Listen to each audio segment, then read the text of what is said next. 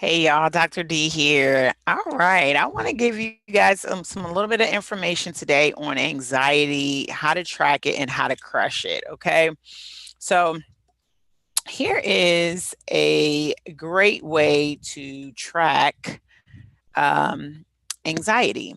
Okay, and here's a anxiety symptom worksheet. Even though you don't necessarily have access to this worksheet, I'll copy the URL and put it in the comments. How about that? But I want to show you a little bit about what I do with clients in order to help them to be able to identify their anxiety symptoms, and then as we identify these symptoms, we can not necessarily alleviate anxiety, but to decrease the frequency of anxiety experiences, panic attacks, and then also decrease the intensity once we become more aware of what things may be happening. So, look right here, it says somatic and physiological. And so, basically, what this is talking about is physical symptoms that you experience in your body that do not have a medical cause. And so, that may look like something like muscle tension, right?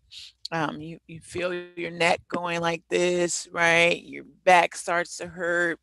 And what could that come as a result of? So, that could be getting ready to have an interview. You're sitting and you're having an interview, and you may be thinking, I won't get the job, right? And then it may even create feelings of doubt, okay, insecurity, frustration, maybe even nervousness, right? And then behavioral, you may start shaking your leg. You may start um, wringing your hands, okay? Or you may start talking fast. Okay, so I may do that. All right, and here are some other things. Other somatic symptoms could be sweating, sweaty hands. All right, and sweaty hands that could relate to walking up in in a store and asking for help. And the thought, cognitive and affective. Cognitive means thought, right? Thinking. And affect means the feeling. And so you may think, I am ugly, or they won't help. And I'm ugly, right? Let's even make it a little more concise. I'm ugly and they won't help me. Okay. And in addition to that, the feelings may be a feeling of defeat and uncertainty. Okay. And so behaviorally, you may pace in the store. Um, you may start to overthink about how to approach that person. And what else? You may leave. You may leave. All right. And here's some other somatic things. IBS. That stands for irritable. Some people naturally have reasons why they may have some problems with their bowels, but a lot of people with anxiety experience this disorder called irritable bowel syndrome. There is actually no medical cause for that person experiencing that. And I'm going to be transparent. I have IBS. For years, we took different tests to see if there was some medical reason why I had that, and to come to find out that it was somatic symptom for anxiety. And so IBS may be, I don't like meeting new people, right? I'm shy, so I don't like meeting new people.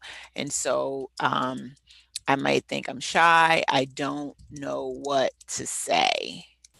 And I feel shy, right? I feel shy or embarrassed. Let's try that. I feel embarrassed. And you see how even sometimes just trying to come up with the words about how we really feel, it's really easy to say I'm sad, I'm anxious, but it's a little bit more difficult and challenging to slow our minds to feel like to really say what we feel. It's because I feel embarrassed because now that I'm all anxious, um, My stomach is in knots. I feel like I have to go to the bathroom. And so what do? I run to the bathroom, or I may leave, or I may yell at someone. Not saying that that's a good thing, but I may yell, like someone says something to me and I get real snappy. And so it could go back to also, I feel embarrassed and I may feel irritable. All right. And so, how does this work in therapy? So, essentially, what we do, people often may say, you see that it says, feel they're going crazy. A person may feel that they're experiencing these things and not really understand why. And so, if we can begin to first understand, okay, maybe I don't necessarily know what I'm thinking or what I'm doing, but may notice that I have the muscle tension in my neck, then instead of just thinking, oh, it'll go away, just pop my neck and just go on with something, I may stop and think if my neck is hurting. Or I have some muscle tension or back tension. What am I thinking right now? What am I saying to myself right now? And then when I realize, I say I won't get the job, I can reframe those thoughts and say, I'm not sure if I'll get the job. And now that gives me a different feeling, not necessarily the feeling of doubt. It gives me a somewhat feeling of hope. And then I may notice as I start talking, I may shake my leg a little bit less or wring my hands a little bit less, or I may slow down my speech because now I'm changing my thought patterns. And also, I may notice that the muscle tension kind of goes away. Or I may also, now that I'm saying those things and know that this may be psychologically based, I can create tension, more tension in my neck like this, and then release. And it takes out the muscle tension and releases. You tighten it and then you release it. Okay. And so, just wanted to give you that little bit of tidbit today about some things about anxiety, how to recognize symptoms of anxiety, and some ways to do that.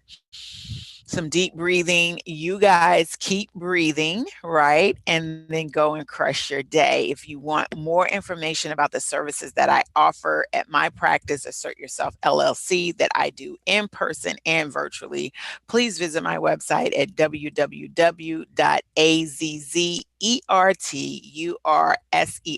as in Frank.com.